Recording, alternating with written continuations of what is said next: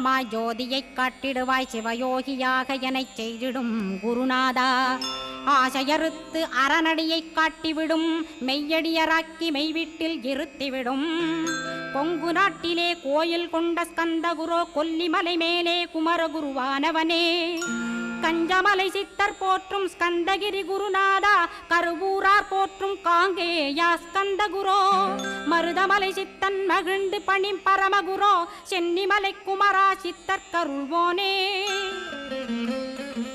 சிவவாக்கிய சித்தருளை சிவன்மலையில் போற்றுவரே Palani